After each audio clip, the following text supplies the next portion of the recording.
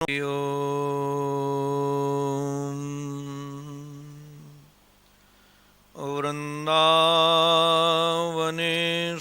मुकुंद मनोज्ञवेश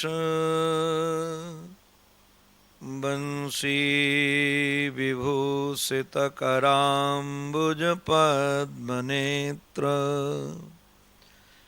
विश्वेश केशव ब्रजोत्सव भक्तिवस्य देवेश पाण्डवपते मम देहि दास्यम् पूर्णानन्ददया दृशारसदया शश्वत्प्रसादोदया ब्रह्मज्ञानविनोदया जनमनो मोदायनिखेदया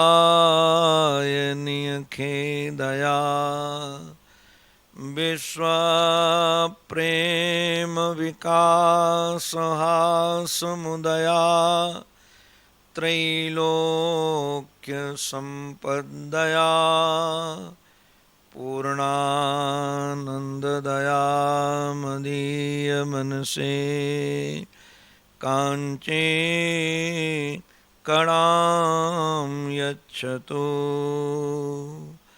ॐ नमः श्री परमहंसास्वादित चरणकमलचिन्मकरन्दाय भक्तजनमानसनिवासाय श्रीरामचन्द्राय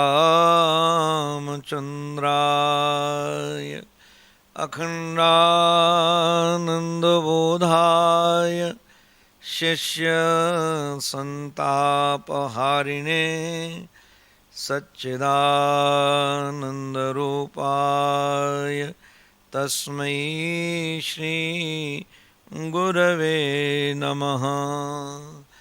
गुरुर्ब्रह्मा गुरुर्विष्णुः गुरुर्देवो महेश्वरः गुरुः साक्षात् परब्रह्म तस्मै श्री गुरवे नमः। तस्मै श्री गुरवे नमः।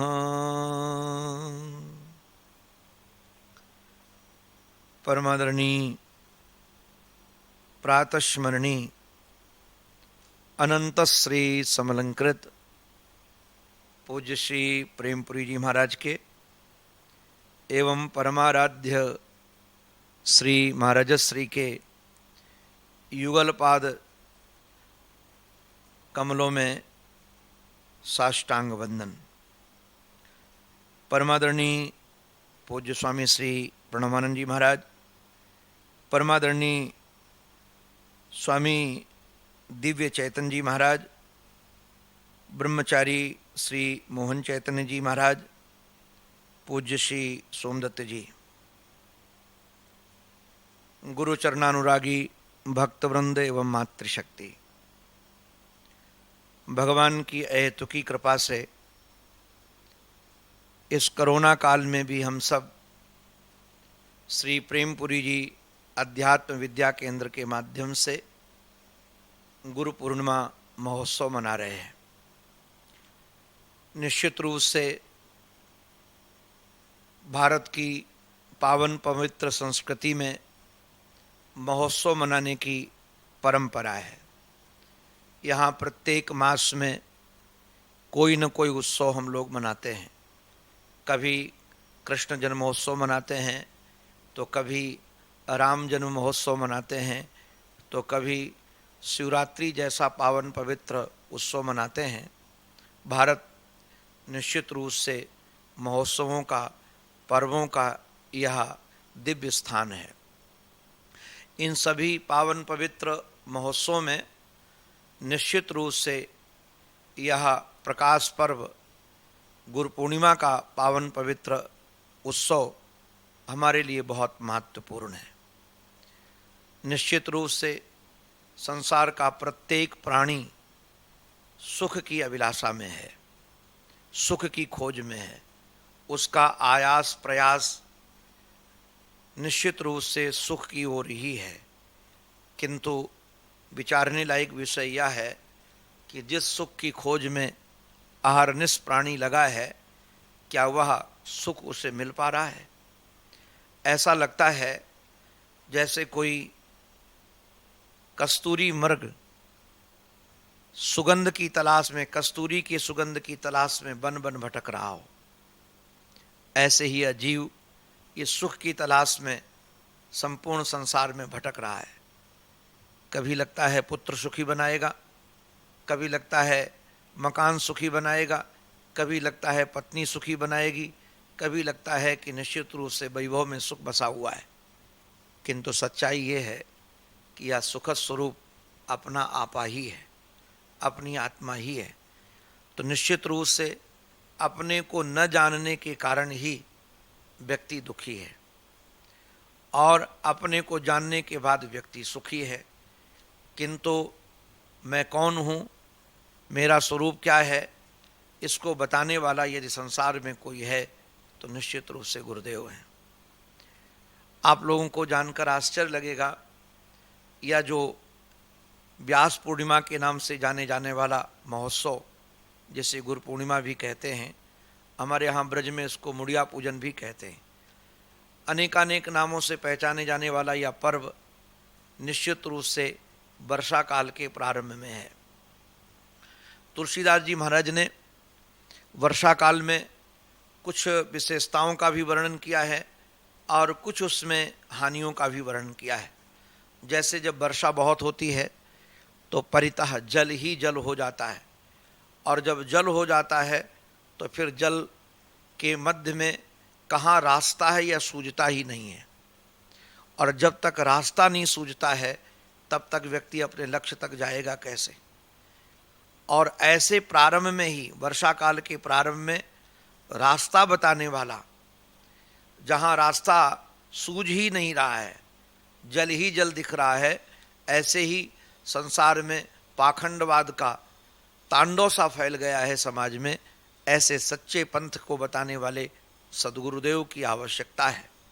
शास्त्र में यह बात कही गई है कि भले ही बोध हो जाए, किंतु बोधोपरांत भी तीन की वंदना सदा करनी चाहिए, तीन की पूजा सदा करनी चाहिए। उसमें से गुरु, शास्त्र और ईश्वर, ये तीन सदैव वंदनीय है। जब तक शरीर है तब तक ये वंदनीय है। तो निश्चित रूप से हमको किसी से कुछ भी मिले, शास्त्र तो ये कहते हैं कि एक पग भी कोई हमारे साथ चले उसको भी धन्यवाद देना चाहिए। तो जिन महद पुरुष की कृपा से परमात्मा और आत्मा की एकता का बोध होता है, उनका नाम है गुरुदेव। उस गुरुदेव की पूजा का यह महोत्सव है। पूजा का अभिप्राय केवल पूजा ही नहीं है, अपने चरणों, उनके चरणों में जाकर अपना पूर्ण समर्पण है। तो ऐसे ये समर्पण के महोत्सव में निश्चित रूप से हमको ज्ञान की ओर बढ़ाने का एक रास्ता मिलेगा। हम सब भाग्यशाली हैं कि मोह नगरी में बैठ करके और यह प्रेमपुरी विद्या भवन में इस प्रकार की गतिविधियों के द्वारा हम इन महोत्सवों का परिचय पाते हैं। नहीं तो हमको पता ही न चले कि कब गुरु पूर्णिमा है, कब बुद्ध पूर्णिमा है, कब शिवरात्रि है, कब राम जन्म महोत्सव है। तो इनके माध्यम से घर बैठे ही हमको इन सब की जानकारी मिलती है। शास्त्र की एक विचक्षणता है, जैसे आप लोग इस श्लोक से परिचित हैं, भारत में घर घर जन जन में यह श्लोक प्रचलित है। सब लोग गुनगुनाते रहते हैं श्लोक को, गुरुर् ब्रह्मा गुरुर्विष्णु गुरुर्देवो महेश्वरः गुरु साक्षात परब्रह्म तस्मै श्री गुरुवे नमः। विचारने लायक बात यह है, संसार में तीन चीज़ें आपको दिखती हैं। एक तो सृजन दिखता है, दूसरा पालन दिखता है और तीसरा संहार दिखता है। सृजन सृष्टि का हम सब देखते हैं, ऐसे पालन भी हम सब देखते हैं और संहार भी हम सब देखते हैं। तो निश्चित रूप से सृजन करने वाला, पालन करने वाला और संहार करने वाला कोई न कोई तो होना ही चाहिए। जैसे कार्य को देख करके कारण का अनुमान ज्ञान होता है, और निश्चित रूप से यदि कार्य लक्षित हो रहा है तो उसका कहीं न कहीं कोई न कोई कारण जरूर है। यदि सृष्टि का सृजन दिख रहा है तो सृजन करने का कोई न कोई कारण तो जरूर है। ऐसे ही यदि कोई पालन करता हुआ दिख रहा है, जो हमें समय से हवा देता है, समय से जल देता है, समय से जीवन देता है, समय से भोजन देता है, ये देने वाला, पालन करने वाला कोई न कोई तो होगा ही। अगर हम परिचित ना भी हों तब भी कोई न कोई है। ऐसे समय आने पर नया विकास हो, नए लोगों को स्थान मिले तो संहार भी जरूरी है। तो तीनों कार्य हमको देखने को मिलते हैं, सृजन भी दिखता है, पालन भी दिखता है और संहार भी दिखता है। तो तीनों के अलग अलग देवता माने गए हैं। जो सृष्टि के सृजन करने का काम करते हैं उन्हें हम ब्रह्मा के रूप में जानते हैं, और जो पालन करने के रूप में जाने जाते हैं उनका नाम भगवान विष्णु है, श्री हरि है। ऐसे जो संहार के देवता हैं वह निश्चित रूप से रुद्र हैं। किंतु आश्चर्य की बात है, जैसे बाहर की सृष्टि में आप देखते हैं, सृजन देखते हैं, पालन देखते हैं, संहार देखते हैं, या बाहर की दृष्टि है और बाहर की सृष्टि है, किंतु एक अंदर की दृष्टि है और अंदर की सृष्टि है। जो अंदर की दृष्टि है और अंदर की सृष्टि है उसमें भी सृजन है, उसमें भी पालन है, उसमें भी संहार है। तो अब अंदर की सृष्टि क्या है? निश्चित रूप से संसार बाहर है, किंतु सद्गुण जिससे हमें सुख मिलता है, समाज में सम्मान मिलता है, समाज में रहने का स्थान मिलता है, हमारे द्वारा लोगों को सुखोत्पत्ति होती है, उनका नाम सतोगुण से उत्पन्न होने वाले सद्गुण हैं। इनका भी कोई न कोई सृजन करने वाला चाहिए। जब तक सृजन करने वाला नहीं होगा तब तक हमारे जीवन में सद्गुण नहीं आएंगे। तो सृजन करने वाला कौन है? बोले हैं तो सृजन करने का काम ब्रह्मा, किंतु यहाँ हमारे सद्गुरु ही ब्रह्मा है, जो हमारे जीवन में सद्गुणों का सृजन कर रहे हैं। किंतु कोई चीज़ बना दी गई तो सदा बनी रहे जरूरी नहीं है। हम लोग अनुभव करते हैं कि कई बार सद्गुण आ जाते हैं किंतु समय पर फिर रहते नहीं, चले जाते हैं। तो उनका पालन करना भी, उनको रक्षित करना भी और उनको वर्धित करना भी, केवल उत्पन्न करने से ही काम नहीं बनता है। उनका रक्षण भी चाहिए और उनका वर्धन भी चाहिए, दोनों चाहिए। यदि रक्षण नहीं होगा तो निश्चित रूप से, जैसे दीप हमने जला दिया, किंतु यदि हवा से उसके झोंकों से बचाएंगे नहीं तो दीप बुझ जाएगा। उसमें घृत का ध्यान नहीं रखेंगे तो दीप बुझ जाएगा, बाती का ध्यान रखेंगे नहीं तो दीप बुझ जाएगा। किसी दीप को जलाना ही पर्याप्त नहीं है, उसकी रक्षा भी पर्याप्त होनी चाहिए, उसका वर्धन भी होना चाहिए। ऐसे सद्गुण का स्थापन ही पर्याप्त नहीं है, उन सद्गुणों का रक्षण भी चाहिए और सद्गुणों का विकास भी चाहिए। तो निश्चित रूप से करते तो गुरु ही हैं, किंतु वह गुरु यहाँ पर श्री हरि बनकर करते हैं, श्री विष्णु बनकर के करते हैं, क्योंकि काम उनका है। तो बनकर भगवान विष्णु, भगवान श्री हरि कर बनकर के हमारे सद्गुणों का रक्षण करते हैं। किंतु कई बार हम लोग बीज तो बोते हैं, फसल तो बोते हैं, उसमें हम अनाज बोते हैं, किंतु खरपतवार के बीज नहीं बोते हैं, किंतु उसमें खरपतवार के बीज सहज आ जाते हैं। तो निश्चित रूप से उनको हटाने वाला भी कोई चाहिए। यदि हटाने वाला नहीं होगा तो निश्चित रूप से जो हमने उसमें फसल बोई है वह कमज़ोर हो जाएगी या नष्ट भी हो जाएगी। ऐसे हमारे जीवन में जो सद्गुण हैं, जो गुरुदेव के द्वारा रक्षित भी हैं, किंतु जैसे काम है, क्रोध है, लोभ है, मोह है, दंभ है, मात्सर्य है, आदि आदि ये सारे दोष हैं। इन दोषों का कोई वपन नहीं करता है, ध्यान रखिएगा। काम का वपन नहीं करता कोई, क्रोध का वपन नहीं करता कोई, लोभ का वपन नहीं करता कोई, मोह का वपन नहीं करता कोई। ये सहज, जैसे खेत में खरपतवार के बीच छुपे रहते हैं, ऐसे जीव के अंतःकरण में जन्म जन्म के संस्कारों के कारण ये दोष छुपे रहते हैं। किंतु इनका तो कोई संहार करने वाला भी चाहिए। अगर वह संहार नहीं होगा तो हमारे जीवन में हावी होकर के हमारी फसल को नष्ट कर देंगे, हमारे पुरुषार्थ को भी नष्ट कर देंगे। इसलिए साक्षात महेश्वर के रूप में गुरुदेव को ही हम वंदन करते हैं। किंतु क्या साक्षात महेश्वर ही हैं? क्या साक्षात हरि ही हैं? क्या साक्षात वो ब्रह्मा ही हैं? बोले नहीं, वो साक्षात परब्रह्म है, जिससे ब्रह्मा उत्पन्न होते हैं, जिससे हरि उत्पन्न होते हैं, जिससे हर उत्पन्न होते हैं। वह उसके मूल कारण है, साक्षात ब्रह्म स्वरूप है।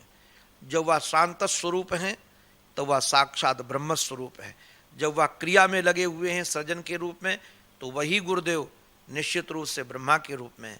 जब वह पालन के रूप में लगे हुए हैं तो वही गुरुदेव निश्चित रूप से श्री हरि के रूप में है।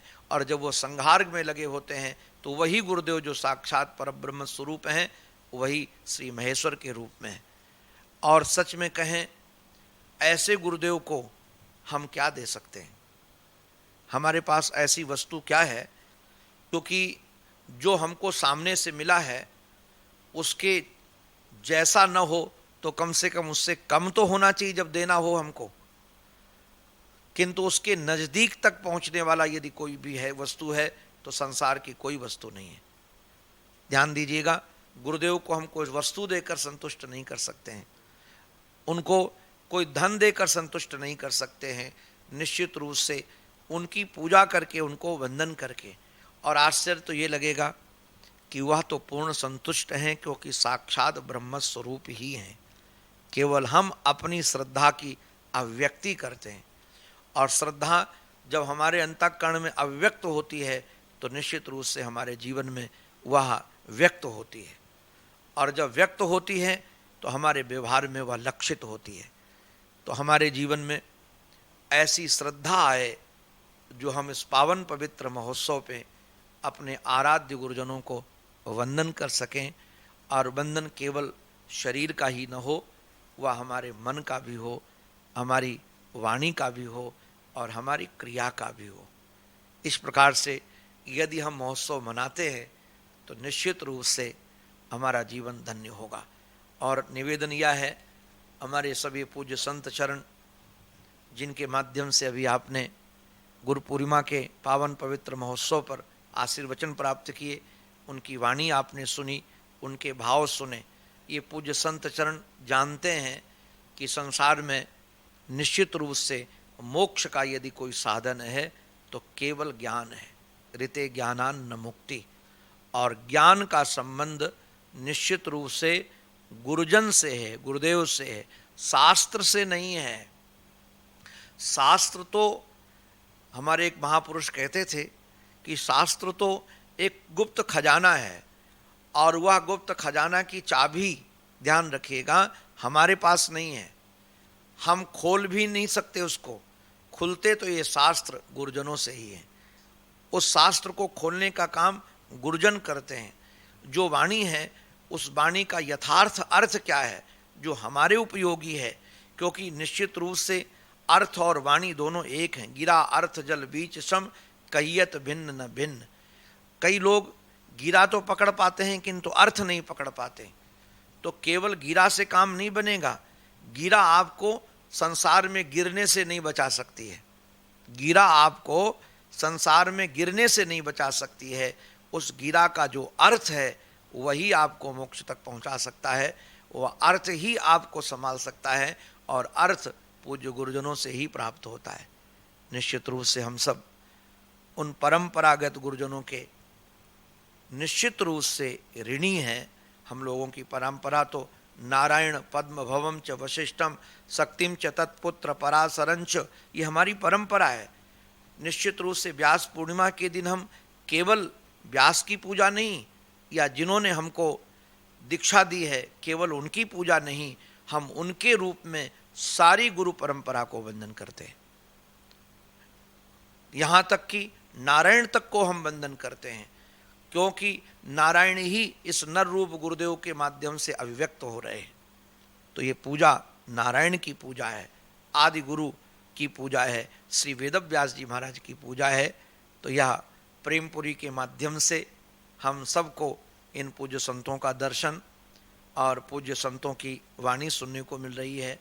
और हमारे प्रेमपुरी के जितने ट्रस्टीगण हैं उनको भूरी भूरी धन्यवाद है, जिसमें से हमारे श्री गिरीश भाई डरसवाला और श्री प्रकाश जी मेहता ये सजग रहते हैं, सावधान रहते हैं। हम देखते हैं गिरीश भाई बार बार हम संतों के पास फ़ोन करते हैं और बार बार कहते हैं कि महाराज जी आपकी वाणी चाहिए हमको, अगर ये पुरुषार्थ न करें तो निश्चित रूप से यह वाणी आप तक नहीं पहुंच पाएगी। तो इनको भी भूरी भूरी धन्यवाद है। और प्रेमपुरी जी महाराज को तो हम गुरु पूर्णिमा के पावन पवित्र महोत्सव पर केवल वंदन ही कर सकते हैं, उनको गुरु रूप में अभिनंदन करते हैं, उनका वंदन करते हैं, क्योंकि उनकी कृपा से ये मोह नगरी मुंबई में या सत्संग का एक स्तंभ प्रकाशित है, जो विषम परिस्थिति में भी हम लोगों को प्रकाश दे रहा है। आश्चर्य लगता है कि जिसमें सब व्यापार बंद हो गए, लोगों का आगमन बंद हो गया, आने जाने का क्रम बंद हो गया, लोगों का मिलना बंद हो गया, किंतु उस समय भी ये प्रेमपुरी अध्यात्म विद्या केंद्र से सत्संग का मिलना बंद नहीं हुआ। सबका मिलना बंद हो गया हो, किंतु सत्संग का मिलना बंद नहीं हुआ। और प्रत्येक महोत्सव ये बहुत उत्साह के साथ मनाते हैं। निश्चित रूप से ये प्रेमपुरी जी महाराज का ही संकल्प है, जो इन ट्रस्टियों के माध्यम से, इन पुरुषार्थी लोगों के माध्यम से सफल हो रहा है। तो यह गुरु पूर्णिमा का पावन पवित्र महोत्सव हम लोगों के जीवन में पथ प्रदर्शक बने, हमारे जीवन में प्रकाश का केंद्र बने, हमारे जीवन में ज्ञान से परिपूर्ण करने का यह महोत्सव बने। इस व्यास पूर्णिमा के पावन पवित्र महोत्सव पर निश्चित रूप से संसार के समस्त गुरु प्रेमियों को मैं गुरु प्रेमियों के रूप में भगवान को ही वंदन करता हूँ और यही प्रार्थना करता हूँ कि यह प्रकाश का दिव्य केंद्र गुरु पूर्णिमा महोत्सव सबके जीवन में प्रकाश लेकर आए, सबके जीवन में ज्ञान लेकर के आए, सबके जीवन में आनंद लेकर के आए, सबके जीवन में सत्य लेकर के आए, क्योंकि पूर्णता सच्चित आनंद में ही है। सबका जीवन सच्चिदानंद में हो, सच्चिदानंद से परिपूर्ण हो, यही गुरु चरणों में प्रार्थना करता हूँ। नारायण नारायण नारायण।